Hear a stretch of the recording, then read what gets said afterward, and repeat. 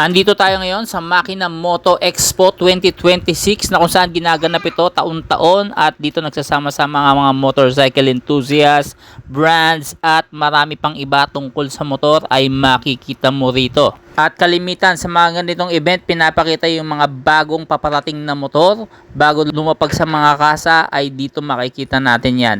At ito nga ang pakay natin dito para ipakita sa inyo ang bagong labas ng Suzuki. Ito nga mga bossing, ang B-Strom 160. Nasa tingin ko ay napapanahon at kapaki-pakinabang lalo na dito sa atin sa Pilipinas. Ang mga 150cc class ang talagang gamit na gamit lalo na sa kakalsadahan natin. Yung tipo ng kalsada na meron sa Pilipinas ay akmang-akma yung mga ganitong klaseng motor. Kaya naman hindi natin pinalampas ang pagkakataon na ito. Isa-isahin natin ano ba meron sa adventure bike na ito. Bakit ito ang kukunin mo ngayong 2026? Isang motor ng tunay na lalaki, ika nga ni Suzuki. Tara, pag-usapan natin to.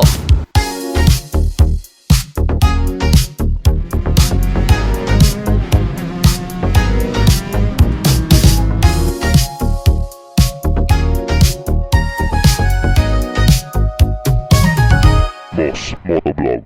Hawak ang manibela sa gitan ng dilim, sinusuyot ang dalsadang puno ng lihim. Boss Motovlog. Itong bistro mga bossing, itong uri ng motorsiklo na adventure. Ibig sabihin, ito'y pwede mong gamitin sa highway. Dahil sa mga ilaw nito at mga turning lights meron yan, visible yan. At pwede mong gamitin yan pang city, pang urban commuters, pati sa mga rural areas ay akmang-akma yung ganitong motor. Adventure, ibig sabihin madadala mo siya kahit sa ang klase ng kalsada. Mapalight off-roads man yan ay pasok yung ganitong motor. Ang direktang counterpart nito sa market ay yung sa Honda CB 150X na kung saan yun po ay ganito rin, adventure bike din. Yun nga lang, nagkakahalaga yun ng mga 170,000 mga bossing, no? Pero dito, imaginein mo, ito, ibang-iba ito at napakababa lang ng presyo. Dual ABS pa. Napakaganda ng specs na meron to. At tingin ko, ito'y magiging angat sa market dahil sa napakababang price point. Nakuha mo na yung kailangan mo sa motor na mga specifications, ABS, naka-digital na rin yung panel niya. At ang ganda, naka-LED na po lahat ng mga ilaw nito sa halagang 146,000 pesos SRP. April 17, available na sa mga kasa to, kaya abang-abangan nyo na. Kung ngayon gusto nyo magpa-reserve, pwede rin po. Punta kayo sa Makina Moto Show dito sa Pasay. Naka-traditional na susi to mga bossing at yung mga buttons, ayan, basic lang. Ano, yung hazard button nandyan, left and right signal light, high and low beam, busina, nandyan na rin po. Sa kanan naman, kill switch at yung push start nyo. At syempre, pagka adventure bike mga bossing, upright position kayo dito, kaya napaka-komportable niyang gamitin. At makikita mo naman, may side reflectors pa yan. Bukod sa tapalodo nyo dito sa may harapan, yung kulay dilaw, ano, meron pang tapalodo sa ilalim, no? Halos parang dalawa yung tapalodo niya lumalabas. Pag nakita nyo ng actual to, magagandahan kayo at maiisip nyo kung kayo ay ADB user na automatic, mas better na gamitin mo yung ganito. Yun nga lang, wala tong compartment. Kung gusto mo maglagay ng extra compartment, maglalagay ka ng top box dito. Pero ayos na ayos. Mas matipid sa gasolina yung ganitong mga 160cc na decambio. 5-speed manual transmission po ito mga boss. 160cc air-cooled ang cooling system, 2 valves. Pagka ganyan yung specs nyo, talagang adventure bike yung ganito na mababa yung maintenance. Kung hindi nyo natatanong mga bossing, meron tayong B-Strom 250 dito sa Philippine market. Yun nga lang, hindi gaanong nabenta yon, ano? Hindi ko lang alam kung aalisin na yon, pero mas magandang replacement kung ito yung ipapalit nila dahil mas mababang cc, mas akmang-akma po yan lalo na sa mga paahon. Mas magaang kasi itong 150cc.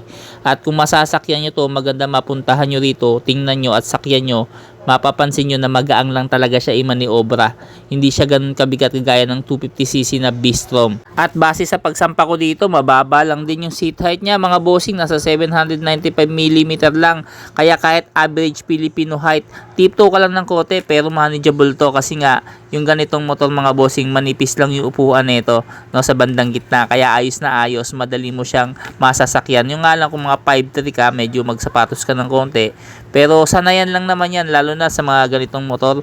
Kailangan talaga marunong kang mangambyo at marunong ka na mag-drive ng ganito bago ka sumampa. Hindi kagaya ng mga scooter pa yung sanay mo, hindi ka pa marunong sa pangangambyo, mag-aral ka muna bago ka sumapa sa mga ganito.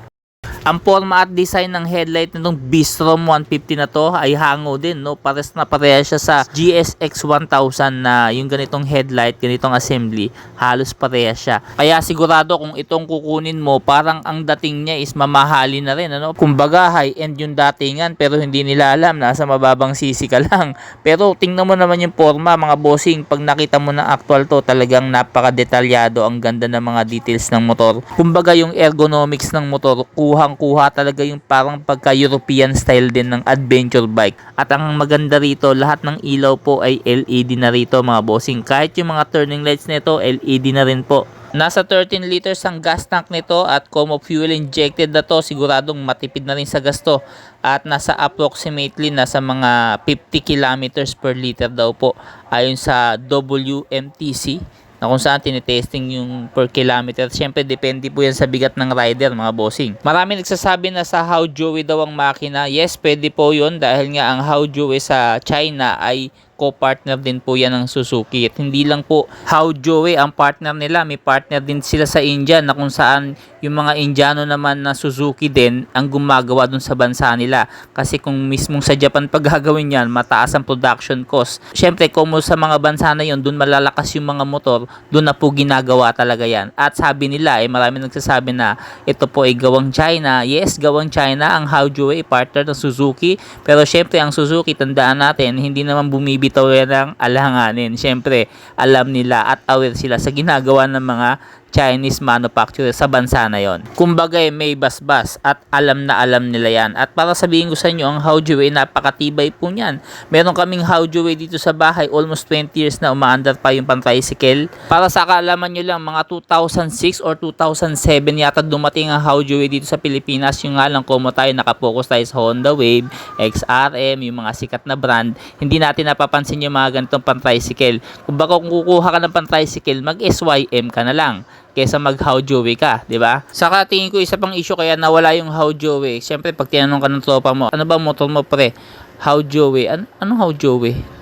Di ba? Wala sa sikat kaya nawala po siya. Pero hindi ibig sabihin nun, hindi matibay yung makina mga boss. Anyway, itong concept bike na to ng Bistrom 160 mga bossing, pwede mo palagyan ng crash guard, meron din yung mga padded dito sa handle. Tapos kung iba-iba pa na pwede mong i-upgrade, lalo na kung mag-adventure ka talaga, adventure, kumbaga Philippine Looper na yung datingan mo, available din tong ganitong klaseng motor mga bossing, yung ganitong setup. Kaya puntahan mo na, unahan mo na to para tipong ikaw yung unang-una at meron. Bukod dito sa Bistrom 160, meron ding inilabas na DR160. Yan naman ang susunod nating pag-usapan mga bossing. Dito sa DR160 na to. Ano to? Ano meron dito? Tingin mo ay adventure bike din ba to? Pero parang adventure bike din. Pwede rin oh.